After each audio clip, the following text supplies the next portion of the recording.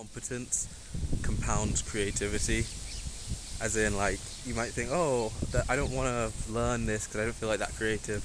But it's like by being good at something, you become more creative because you have access to higher levels of the skill. Like, if you're bad at painting, you're not going to come up with a cool painting idea because you don't even know the techniques of painting and you haven't applied them. But if you've been painting for 5 years, suddenly you can come up with all these complex, funny, interesting, beautiful ideas for art because you know all the techniques, you practice them, you synthesize them, you got really good to the point where it's so unconscious and on autopilot that you can just mix things together and come up with new creative ideas. So like skill creates creativity. So like instead of being like, oh, I'm not creative, maybe you're just not good at anything yet.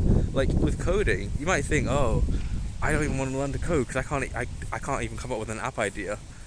What if by learning what if learning Python for 5 years brings you to the mental point where you can now come up with a app idea because you know how to use it, you know how to integrate different systems, you know how to actually code.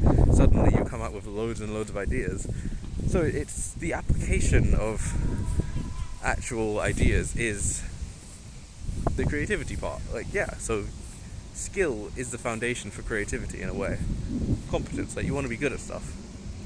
So yeah, I'm just saying, like, instead of brushing things off with like, oh, there's no point learning the skill because I won't be good at it, and even if I do get good, I won't come up with anything new or creative. You don't know that yet because you don't know what learning the skill will do to your brain, because learning the skill will put your brain into position to be creative.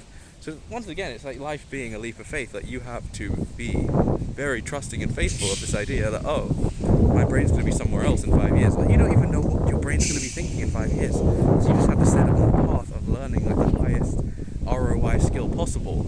Take the leap of that skill and then just get really good. And that's your gift. And then that gift spans off into creativity.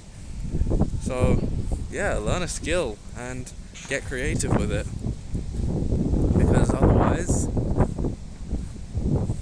you know, you'll be an incompetent adult who can't do anything. Like, you don't want to be 35 and you haven't learned like a really hard skill that can like transcend into other skills. That's kind of what it does. Like, imagine you got really good at reading and then you're going to become like a speaker or an orator. Well, once again, like things work backwards. Like, destinies kind of work backwards as well. Maybe you're being led to a certain end game or destiny and the strings of fate are pulling it along. Like, you don't know what's going to happen. Like, you don't know why you're attracted to this book, but then in 7 years' time, suddenly there's a reason now that you read that book. It's like, oh, okay, it's starting to make sense. I think Steve Jobs said this. Like, sometimes the dots just start connecting. Things you didn't even think were dots initially turn into dots, and now you have this idea. It all comes together, essentially.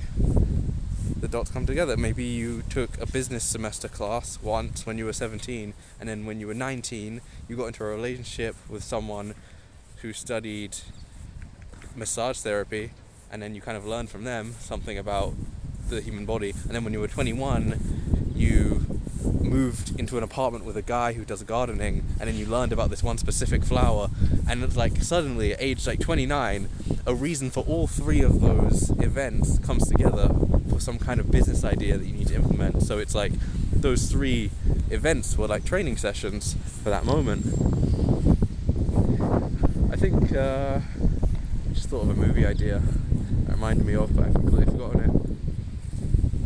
But yeah, I think things are just clues. It's like, it is like clues. It's like watching Sherlock Holmes. It's like things that happened earlier in the show or the book, like at the 10-minute mark and 20-minute mark, suddenly come together in that final climax moment, that 45 minutes of like, oh, that's why that happened, that's why that happened, and that's why that happened. It is a bit windy, so if you hear it, I apologise. But yeah, it's just like this moment of climax and like dots connecting. So yeah, I think Steve Jobs was onto something about that dots connecting quote. I think as you get older, whether it's unconscious or conscious, like, you piece it together ultimately. Like, you are attracted to what you're attracted to. If you really like football and you just practice football all the time, but like, you know, you're not going to become a professional anytime soon, like, there are transferable skills. It's like, oh, why did I spend 4 years practicing football? Maybe something that's going to happen when you're 28 requires you to have those like quick cognitive skills of being like reactive, or maybe one day you'll need to do something where you need the skill of quickly sprinting one direction and quickly turning and sprinting the other direction, which you do a lot in football and basketball and tennis. Maybe one day a situation will require that specific skill, not being a footballer, but the skill of sprinting back and forth. So you just never know what is transferable or not, and you never know how the dots are going to connect. So you just have to trust destiny, karma, whatever, and just trust the process, as they say. I analysed it a bit for you. So thank you for watching, and I love you.